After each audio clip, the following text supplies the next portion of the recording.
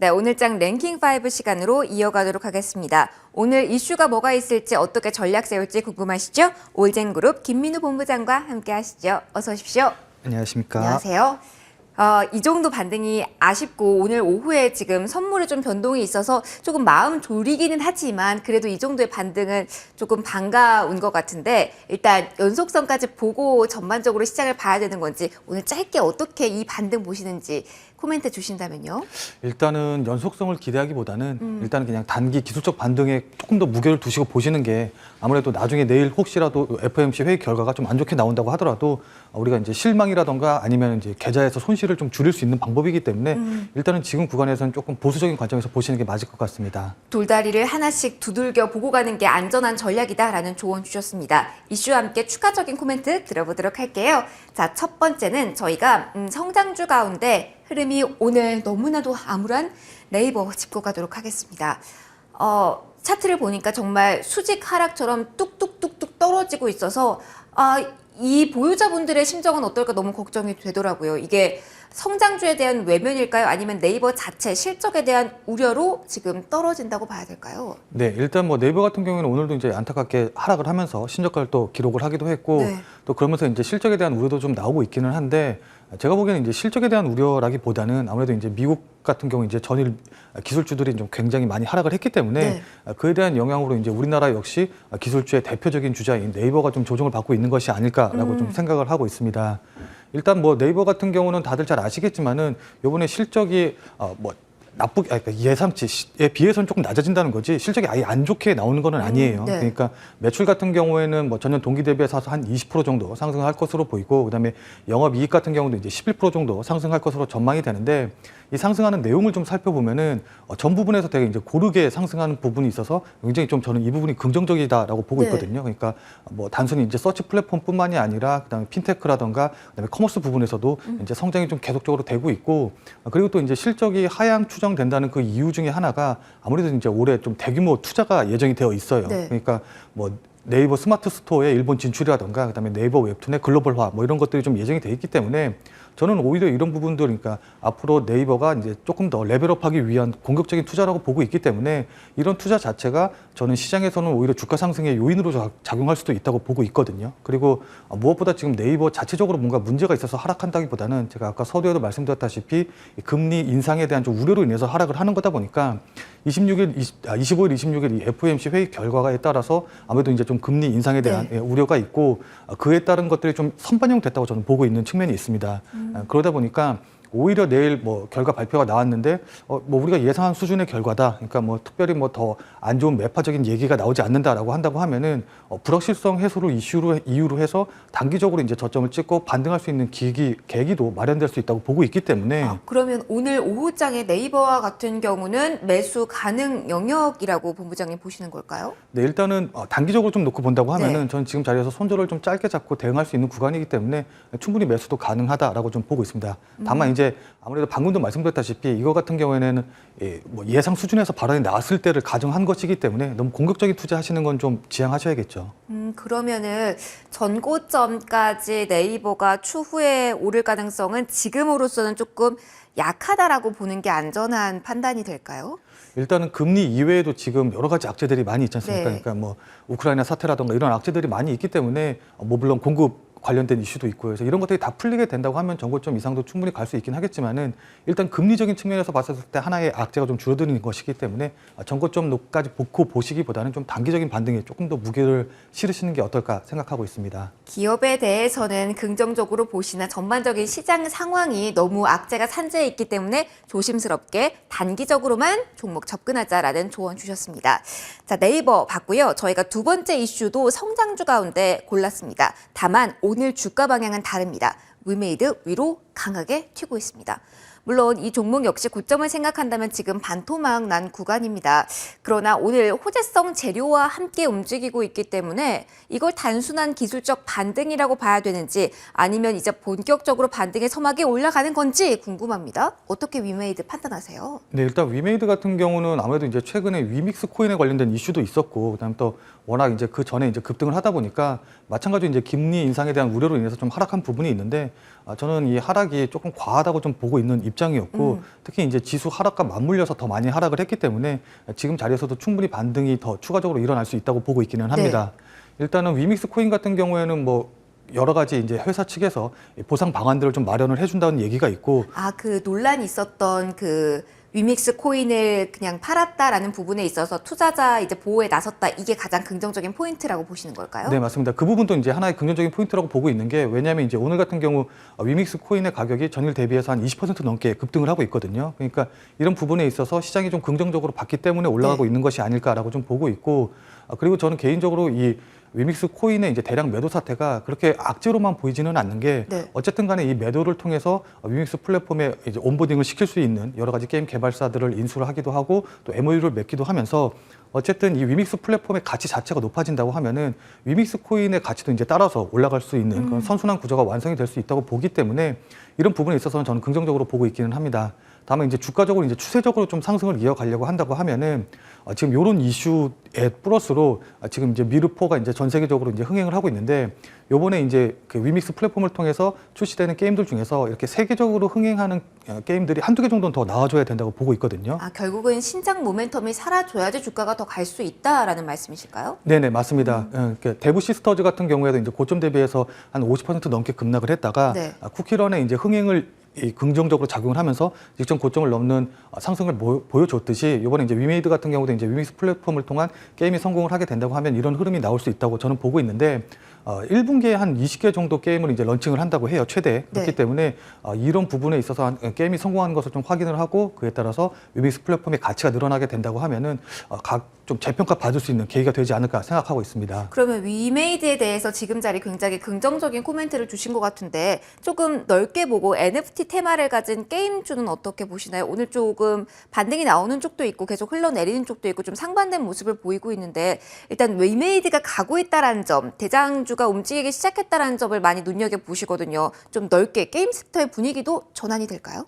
네, 일단 게임 섹터 전체적으로 이제 분위기가 전환되는 거는 조금 더 지켜보기는 해야 될 것 같아요. 그러니까 왜냐하면은 이렇게 보통 시장 분위기가 안 좋을 때는 섹터 전체가 다 같이 오르기보다는 그 중에서도 이제 가장 모멘텀이 있는, 그러니까 이슈가 있는 종목들 위주로 오르기 때문에, 일단 지금 자리에서는 대장주 위주로 좀 접근을 하시는 게 좀 더 안정적인 접근이 아닐까라고 생각을 하고 있습니다. 그러면 본부장님께서 보시는 게임 섹터의 대장주는 위메이드일까요? 네, 맞습니다. 알겠습니다. 위메이드 같은 경우는 모멘텀을 가지고 있다, 추가로 올라갈 가능성이 있다라는 분석 내놓으셨네요. 자, 세 번째로 넘어가 보겠습니다. 금리 인상기에는 이 종목 그냥 보유하고 그냥 한 걸음 물러나서 시장을 이렇게 지켜보는 게 가장 편안한 전략이 될까요? 은행 보험이 본부장님, 우리 지수 2, 3% 막 흔들릴 때도 그렇게 많이 안 빠졌거든요. 근데 오늘 반등 구간에서도 튀어 오르는 듯한 모습을 보이고 있어요. 지금 구간에서 가장 좋은 선택, 은행 보험 섹터라고 볼 수 있을까요? 일단 은행 보험주 같은 경우는 뭐 방금 전에 말씀하셨다시피 금리 인상이 되게 되면 대표적인 수혜주로서 이제 다들 주목을 할 수밖에 없겠죠. 그래서 그런 관점에서 놓고 본다고 하면은 분명히 저는 모멘텀이 있다고 보기는 하지만은, 근데 이게 과연 기대한 만큼의 수익률을 우리한테 줄 것인가는 약간 좀 회의적이기는 합니다. 그러면 기대 수익률을 약간 펀드 수익률 정도로 낮춰야지만 만족스러울 것이다? 그거는 이제 아무래도 이제 개개인마다 생각하는 이제 기대 수준이 있기 때문에 그건 딱 어느 정도 수준이라고 말씀드리기는 힘들지만은, 그래도 시장 퍼포먼스 대비해서는 조금 아웃퍼폼 한다기보다는 언더 퍼폼을 하지 않을까라고 좀 보고 있는데, 왜냐하면 이제 은행주 같은 경우에는 아무래도 이제 이 규제 산업이다 보니까 정부에서 이제 대출 규제가 계속적으로 진행이 되고 있어서 신규 대출 계좌가 좀 늘어나기가 좀 힘든 국면이 있고, 특히 이제 무엇보다 내년 3월 대선을 앞두고 이 은행이 금리 인상을 이슈로 인해서 대출 금리를 올리는데, 이 여야를 비롯해서 정부에서도 뭔가 좀 되게 부정적인 입장들을 내고 있어요. 맞아요. 네네. 그러다 보니까 이게 은행 입장에서도 아무래도 이제 눈치를 좀 볼 수밖에 없으니까는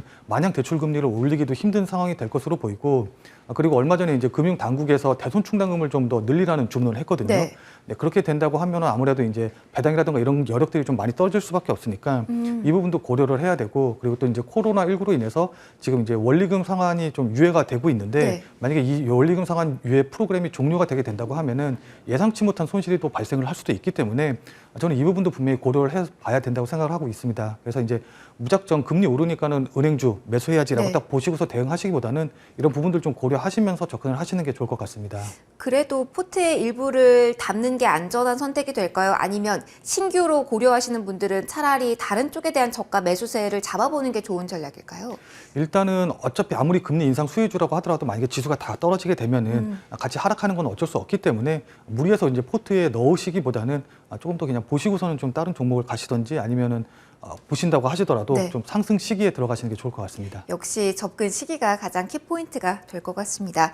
네 번째로 넘어가서 저희가 이번 주에는 이 이슈를 매일 넣고 있어요. 안 넣고 싶은데 매일 사상 최고치를 경신하다 보니까 특히 오늘은 10,000명을 넘어서다 보니까 체크를 꼭 하고 가야 될 것 같은데요. 코로나 관련주 먼저 보도록 하겠습니다. 본부장님, 이게 참 안타까운 사실인데 진단키트 쪽으로 계속 매수세가 몰리고 있거든요.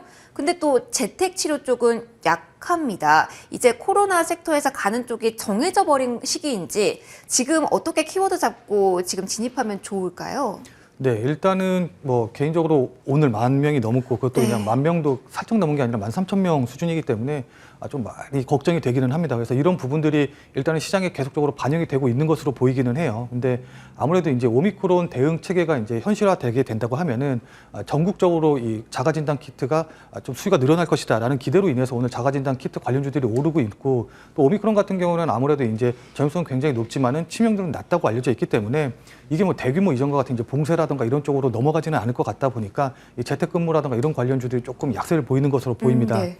근데 이 자가 진단 키트 관련주 역시도 저는 개인적으로는 좀 추세적으로 상승하기는 조금 무리가 있지 않을까라고 좀 보고 있는 게 아무래도 이제 코로나가 우리가 같이 함께 한 지 2년이 넘으면서 이 악재에 대해서 되게 좀 둔감해져서 네. 물론 지금 10,000명이라는 숫자가 굉장히 충격적으로 다가오긴 하지만은 꼭 이것도 이제 어느 정도 금방 또 적응이 될 것으로 보이거든요. 그래서 이전과 같은 이런 추세적인 상승으로 보시기보다는 그냥 좀 단기적인 상승의 영역으로 좀 보시는 게 좋을 것 같습니다. 보유자분들이시라면 지금 구간이 매도 타이밍이 될까요? 만약에 지금 보유 중이시고 수익 중이시라고 네. 한다고 하시면은 저는 어느 정도는 좀 정리를 하셔서 수익을 일부 좀 챙겨 놓으시는 게 좋은 전략이 되지 않으실까라고 생각을 하고 있습니다. 리오프닝 쪽도 살짝 보고 갈게요. 이게 기대감이 좀 셌기 때문에 담으신 분들 그리고 계속 기다리신 분들 안타깝지만 정말 많으셨을 거거든요.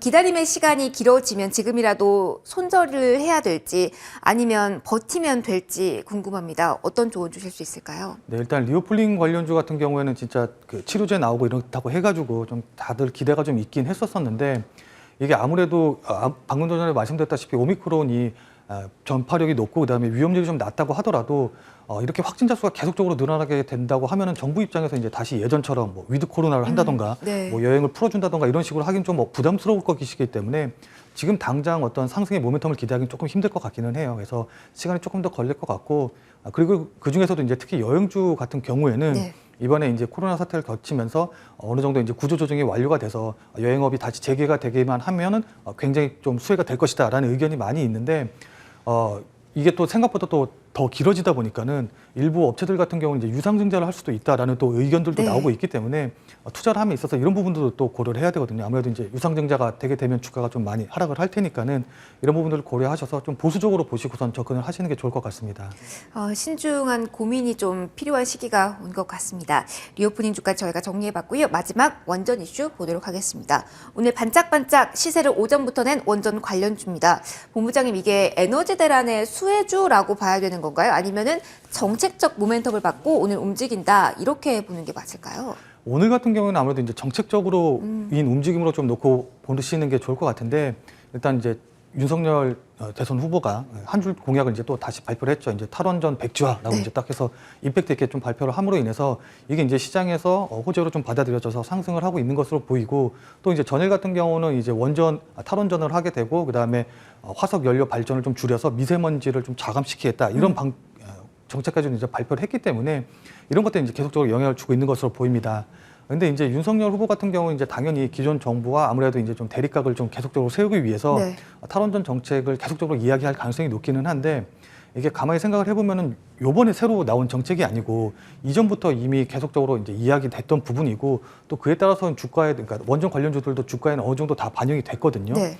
그러다 보니까 이게 요 자리에서 추가적인 상승의 모멘텀으로 작용할지는 조금 더 보수적으로 보셔야 될 것으로 보이고 그리고 무엇보다 지난 2017년 그러니까 문재인 정부가 들어섰을 때의 주가의 수준에 비해서 대부분의 종목들이 다 그 이상으로 올라와 있기 때문에 단순한 탈원전 정책 모멘텀만으로는 가기엔 조금 어렵다라고 보고 있습니다. 네. 자, 그렇기 때문에 이제 원전 관련주 중에서 만약에 어떤 종목을 고른다고 하면은 저는 이제 새로운 성장 동력이 있는 것으로 좀 봐야 되는데 그 새로운 성장 동력은 아무래도 이제 원전에서는 SMR 그러니까 소형 모듈형 원전이 될 수밖에 없기 때문에 이쪽과 연관된 종목 같은 경우에는 조금 더 관심을 갖고 지켜보시는 게 좋을 것 같습니다. 다만 정책적 모멘텀을 너무 기대하기에는 선 반영된 것 같다라는 분석 주셨습니다. 자, 이제 원픽 들어볼 시간이네요. 5가지 이슈 가운데 어떤 곳에서 원픽 본부장이 고르셨을까요? 자, 오늘은 첫 번째 네이버에서 가져왔습니다. 그렇다면 네이버에서 가져오셨으면 네이버겠네요. 네, 맞습니다. 원픽 네이버에 대해서 전략들 들어보도록 네, 할게요. 네이버 같은 경우 이제 아까도 말씀드렸다시피 단기적으로 반등이 가능한 자리이기 때문에 손절을 좀 짧게 잡고 목표가는 그래도 그나마 좀 길게 잡을 수 있어서 단기적인 대응 전략으로 말씀을 드리고 그다음에 이제 매수는 지금 자리에서 가능하고 손절가는 30만 원, 목표가는 한 35만 원으로 잡고 대응하시면 좋을 것 같습니다. 단기적으로 모멘텀에 대응을 해보자라는 조언 주셨습니다. 지금까지 올젠그룹 김민우 본부장과 이 시간 함께 꾸려봤습니다. 오늘도 소중한 말씀 고맙습니다. 감사합니다.